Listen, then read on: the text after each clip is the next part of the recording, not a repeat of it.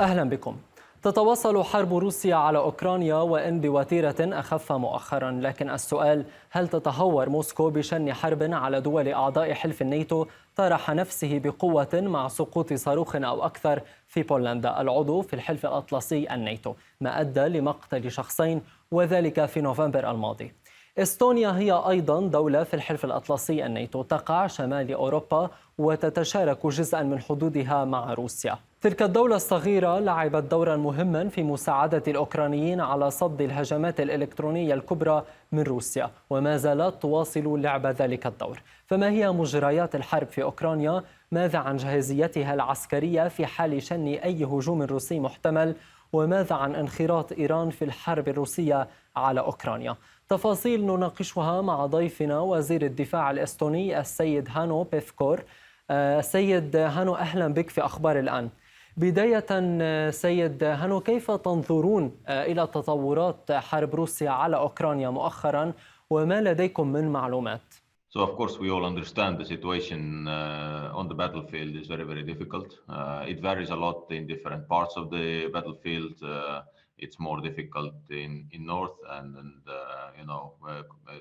looking at the conditions what we are facing there in the front line, we can understand that it will not be an easy winter. We have to be ready for a long period of no movement, but nevertheless we have the information, and we see that the Ukrainians will try to move forward, and they will do maximum they can to conquer back their territory. But we all understand that also Russians will do their measures. They are putting a lot of focus on mobilization, on retraining the mobilized people, and also more and more we will see probably the airstrikes. And it seems to be the new pattern also for Russians during the last couple of months. When they have no success on the front line, then they will try to affect Ukrainians and Ukraine from the air, especially through the critical infrastructure, and then more specifically regarding they are attacking the energy sector. So they are committing clearly a war crime, because when the armies are fighting against each other, this is not a war crime.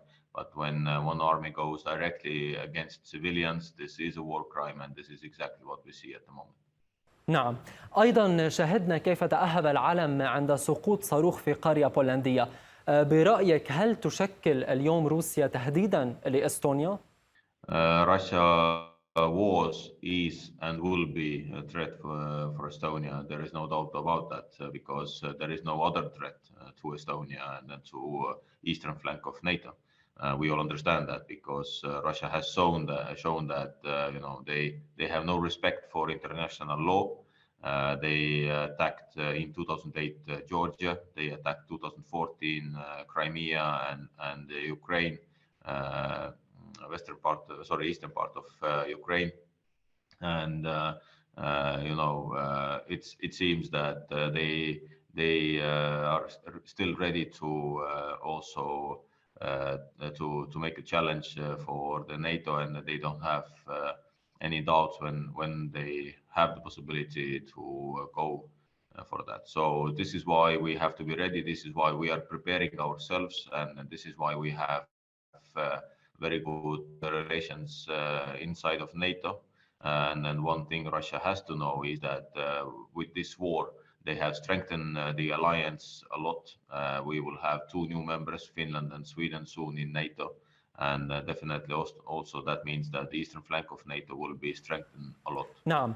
سيد بيفكور، هل أنتم كدولة جاهزون للرد في حال اختارت روسيا أي خطوة هجومية، لا سيما وأن دوركم لافت في مساعدة أوكرانيا على صد الهجمات الإلكترونية الآتية من روسيا؟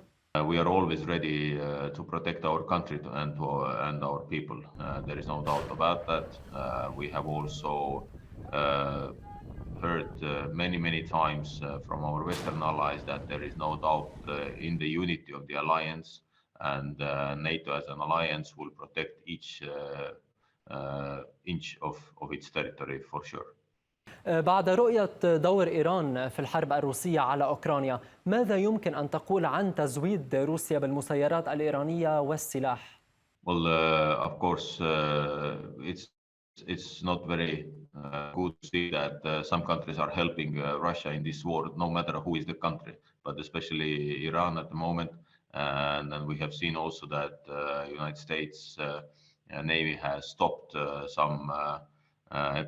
some deliveries of ammunition.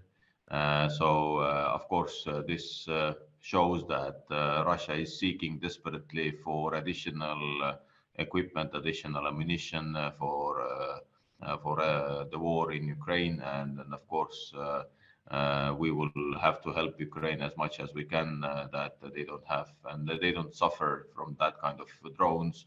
Luckily, in the last weeks, we have not seen that kind of drones, but nevertheless, we have to understand that Russia will continue to keep looking for that kind of equipment and that kind of possibilities to strengthen their own muscle, because we all understand that also Russia has difficulties with ammunition, with